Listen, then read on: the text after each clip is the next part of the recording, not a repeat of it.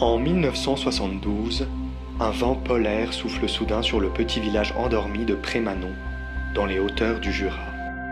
Avec ses amis éleveurs de rennes du cercle polaire, Pierre Marc a choisi l'endroit pour créer un écomusée vivant de la civilisation du renne. Je me suis empressé d'inviter Paul-Émile Victor à Prémanon. Il accepta sans hésiter de participer aux fêtes polaires que j'organisais chaque hiver en présence de mes amis de Laponie.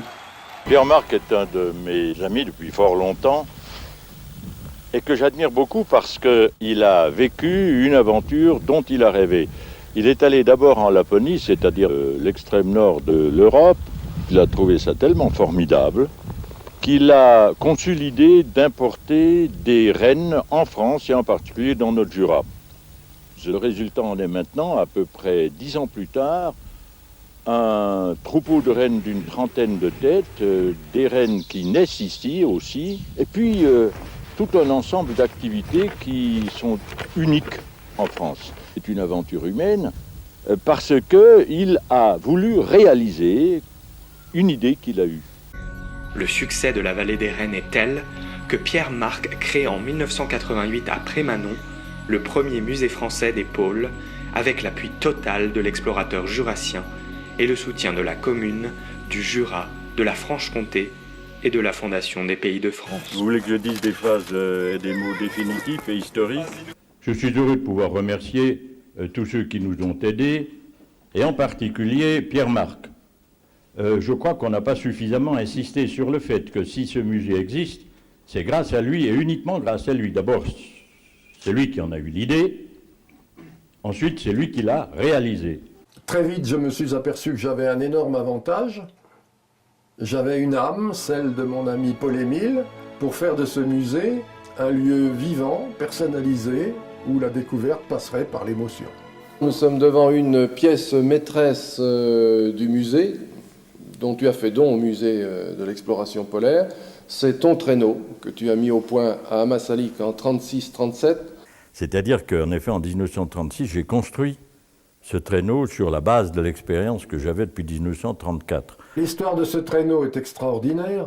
Non seulement c'était le traîneau de Paul-Émile Victor pendant la traversée du désert de glace du Groenland en 1936, mais c'est aussi et surtout un modèle de traîneau que Paul-Émile Victor a mis au point et qui a ensuite été adopté par les Esquimaux de l'Est du Groenland, où il est toujours en usage. On s'imagine généralement que ce musée abrite une collection qui appartient à Paul-Émile Victor, mais la réalité est un peu différente. Après avoir sélectionné différents objets et documents dans les caisses qu'il m'avait envoyées, j'ai été obligé de lui dire c'est une base d'une grande valeur, mais en volume, ça ne suffit pas pour faire un musée. Alors là, il m'a répondu à Tahiti, il y a un musée Gauguin, mais il n'y a pas un Gauguin dedans. J'avais compris. Pierre Marc rassemble alors une collection polaire unique grâce notamment à de précieux concours. C'est même du nord de la Norvège, où il a vécu, qu'il fera venir plusieurs spécimens naturalisés de la faune arctique. Je voulais absolument trouver un ours blanc de taille imposante, dressé sur ses pattes postérieures, prêt à l'attaque, et qui soit aussi une sorte d'emblème pour le musée, symbolisant à la fois la splendeur et l'hostilité du milieu polaire, et aussi la menace du réchauffement climatique qui pèse sur la faune arctique. Mais revenons à la vallée des rennes. 20 ans après sa création, victime de son succès et subissant trop de contraintes, elle n'a plus d'avenir territorial dans le Jura. En 1995, Pierre Marc transfère ses rennes dans les Highlands d'Écosse, où ils iront régénérer le seul troupeau de rennes britanniques. C'est aussi l'année de la disparition de Paul-Émile Victor. Ces événements provoquent des turbulences dans le fonctionnement du musée. Le projet de Pierre Marc de l'agrandir avec un polarium, espace pédagogique restituant la magie des pôles, devra attendre 20 ans avant d'être repris sous une autre forme.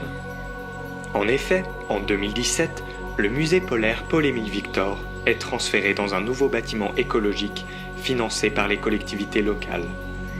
un projet piloté par l'aîné des enfants Victor, qui avait signé un accord avec Pierre Marc en vue de réutiliser son précieux travail muséographique. Mais à une condition. À la condition de continuer à faire référence à Paul-Émile Victor et à son héritage. La présence de l'explorateur jurassien est ici incontournable.